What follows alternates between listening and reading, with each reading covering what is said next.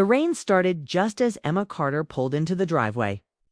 Thin lines streaking across her windshield like the night itself was restless. She almost kept driving.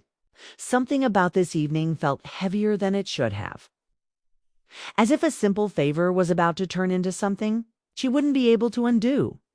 Babysitting? That was all it was supposed to be. Emma stepped out of her car, brushed rain from her jacket, and reminded herself she was fine. 32, independent, newly divorced, and finally breathing again, or at least pretending to. This was suburban Oregon. Quiet streets. Safe homes. Nothing dramatic ever happened here. She knocked. Rachel Miller opened the door with a rushed smile that didn't quite reach her eyes. "You're a lifesaver," she said, pulling Emma into a quick hug. "Dinner ran late, and you know how work is." Emma nodded. She always nodded. She'd learned not to ask questions people weren't ready to answer. From behind Rachel's leg, a small boy peeked out, holding a green plastic dinosaur like it was armor. "This is Ethan," Rachel said. "You remember Emma, right?" Ethan nodded once, serious, observant. Too observant for 6. "Hey, buddy," Emma said gently. "I hear you're in charge tonight." He considered this, then gave a tiny smile. Rachel grabbed her coat, rattling off instructions too fast. Pizza in the fridge. Bedtime at 9. 1 story, not 3. Emma waved it all away. "I've got it," she said. "Go." When the door closed, the house felt larger, quieter. Emma stood there for a moment, listening to the hum of the refrigerator, the distant rain, the sound of her own thoughts getting louder. Ethan watched her. "You don't have kids," he said. It wasn't a question. Emma laughed softly. "Nope, just me." "That's okay," he replied. "My mom says families come in different shapes." That caught her off guard. "Well," Emma said, crouching to his level, "your mom sounds smart." He shrugged like that was obvious. The evening moved quickly. Pizza boxes opened. Cartoons flickered on the screen. Ethan talked about school, about a kid who stole his crayons, about how his dad traveled a lot. Emma listened, really listened, the way adults rarely do. At one point, Ethan looked at her and asked, "Why did you stop smiling?" Emma froze. "What do you mean?" she asked carefully. He tilted his head. "When you came in, you smiled. Then you didn't." She hadn't realized. "I guess I forgot," she said. He nodded like that made sense. That happens. Later, as the rain grew heavier, Emma helped Ethan brush his teeth and change into pajamas. He moved with the tired grace of a child who trusted his routine. In his bedroom, soft lights glowed, and toy cars were lined up with exact care. Emma sat on the edge of the bed and opened the storybook he chose. Halfway through, Ethan yawned, eyes fluttering. She closed the book and stood. "Emma," he said. "Yes?" "Can I ask you something?" "Of course." He stared at the ceiling, fingers twisting the dinosaur's tail. "Why do grown-ups pretend they're okay?" The question hit harder than any confession. Emma sat back down. She chose her words slowly. Sometimes grown-ups think they have to be strong all the time. "My mom cries in the car," Ethan said quietly. "She thinks I don't know." Emma's chest tightened. She didn't interrupt. "She cries after phone calls," he continued. Then she wipes her face and smiles again. But it's not the same smile. Emma swallowed. "Your mom loves you very much." "I know," he said. Then he turned toward her, eyes clear, unafraid. "But who takes care of her heart?" The room felt too small. Emma had no answer. No clean one. No safe one. She reached out and tucked the blanket around him. "A lot of people care about her. You seem to think about that. She smiles when she talks about you." Emma's breath caught. Before she could say anything, Ethan's eyes closed. Sleep took him quickly, like the question had been waiting all night to be released. Emma turned off the light and stepped into the hallway, leaning against the wall as if the house itself was holding her up. She pressed a hand to her chest, trying to calm the sudden rush of feeling she didn't ask for. It was just a child's words. Just a moment. But moments like that didn't come without meaning. When Rachel returned, she looked exhausted. Her shoulders slumped the second she stepped inside. "He is asleep?" she asked. "Yeah," Emma said. "He was great." Rachel smiled, softer this time. "Thank you." "Really?" They stood there for a second longer than necessary.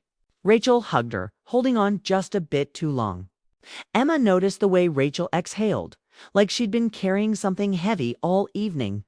As Rachel gathered her things, Emma wanted to say something, anything, but she didn't. After they left, the silence returned. Emma locked the door and leaned against it, heart still racing. Ethan's words echoed in her mind over and over. Who takes care of her heart? Emma walked to the window and watched the rain wash the street clean, knowing something had changed. She just didn't know how or what it would cost. And somewhere deep inside, she sensed this was only the beginning. The next few weeks felt strange to Emma. Every time her phone buzzed, her heart skipped. Not in panic, not in fear, just in a quiet, unfamiliar longing. It was Rachel. Texts about work, about Ethan, about nothing at all. Yet every message carried an undercurrent, a subtle invitation to feel something she had tried to bury. She told herself it was harmless. She told herself she was just being a friend. But deep down, she knew better. It started on a Thursday afternoon. Ethan was at school, and Rachel had invited Emma over for coffee. Emma drove through the familiar streets, noticing the way the sunlight bounced off the wet pavement from the morning rain. She parked, took a deep breath, and stepped inside. Rachel's house felt different when Ethan wasn't around. Quieter, but not empty. The air held a tension that Emma hadn't noticed before. Rachel was in the kitchen when Emma arrived, stirring a mug of coffee. "Hey," she said softly, her voice lighter than usual. Emma smiled, but it didn't reach her eyes. Rachel had that look, the one she always wore when she was trying to hide something. Emma knew it well. "I've been thinking," Rachel said, as if testing the waters, "about that night you babysat Ethan." Her words hung between them, fragile yet deliberate. Emma's stomach tightened. That night had changed something inside her, too, though she hadn't dared admit it. "What about it?" she asked casually, though her pulse quickened. Rachel hesitated, then looked down at her coffee. "He said something. After you left. Something I didn't expect." Emma's eyes widened slightly. She wanted to lean forward, to ask, to know. But she stayed calm. "What did he say?" Rachel's gaze lifted, meeting hers with a softness that caught Emma off guard. "He asked me why I don't smile like I do when I talk about you." The words struck her like a lightning bolt. She had heard them before from Ethan, but now coming from Rachel, they carried a new weight. Silence filled the kitchen, but it wasn't uncomfortable. It was full of meaning, heavy with the truth neither of them had said aloud.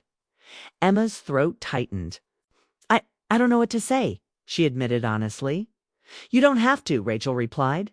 Her voice was gentle, measured, but beneath it was a vulnerability Emma hadn't seen before. I wanted you to know. That night, something shifted." Emma nodded, feeling a surge of emotion she couldn't place. "I felt that too," she whispered. "I didn't realize it at the time, but I did." They sat in silence for a moment, listening to the faint hum of the refrigerator and the distant sounds of the neighborhood. Then Rachel spoke again, this time more openly. "Sometimes I feel like I'm living a life I've planned, but missing the one I needed." Emma's heart tightened. She knew that feeling well. "I do too," she said quietly. "Every day." Rachel's eyes softened. She took a small sip of coffee, then set the mug down. "I've been pretending for so long," she admitted. "Pretending everything's fine. Pretending I'm okay. But I'm tired of it. I'm tired of hiding the truth from myself. And from you." Emma's hands tightened around her own mug. She felt the pull of something bigger than friendship, something she hadn't allowed herself to feel in years. "I never wanted to complicate your life," she said softly. "You're not complicating anything," Rachel said, standing and walking toward the window. The afternoon sun painted her silhouette golden. "You're just reflecting a truth I've been too scared to face." Emma followed her gaze to the window, looking out at the quiet street. "What truth?" she asked. Rachel turned slowly, eyes glistening. "That I've been lonely. that I've been hiding behind routines and responsibilities while my heart has been waiting for something real. Emma's chest ached. She wanted to cross the room to take Rachel's hand, to tell her that she understood, that she had felt the same emptiness and longing. But instead, she stayed where she was, letting the moment breathe. Rachel exhaled, a mixture of relief and hesitation. I don't know what this means. I don't want to rush into something or make promises I can't keep. But I needed you to know. You matter. More than I realized. Emma swallowed, her emotions swirling. You matter too, she said. More than I can explain. For a few minutes, they simply stood there. Two women caught in a fragile, quiet storm of honesty and unspoken desire. No dramatic declarations, no rushing, just presence and truth. Finally, Rachel glanced at the clock. Ethan will be home soon, she said, her voice steadying. I guess we should both get ready for his energy. Emma laughed softly, a sound of relief and understanding. You're right. I don't think either of us is ready to leave the quiet yet. Rachel smiled, the kind that reached her eyes this time, and extended her hand. Thank you, she said, for being here, for listening, for being you. Emma took her hand gently. Always, she replied, as Emma left the house later that evening. Her mind replayed every word, every glance, every tiny moment of honesty. Rachel's message lingered in her heart, a quiet invitation to trust, to hope, to let herself feel again. When she reached her car, her phone buzzed. A text from Rachel. Thank you for being someone my son feels safe telling the truth to. Emma smiled through tears. She knew now that love didn't always arrive loudly or suddenly. Sometimes it came softly, through honesty, through patience, through moments that seemed ordinary but carried the power to change everything. And in that quiet, golden evening, Emma realized that sometimes the purest love stories begin not with a declaration, but with a child's simple words and a mother's bravery to feel again. She started the car, heart full, driving through the streets with a light she hadn't felt in years. She didn't know what the future held, but she knew she wanted to face it with Rachel. Slowly, carefully, honestly. And sometimes that was enough.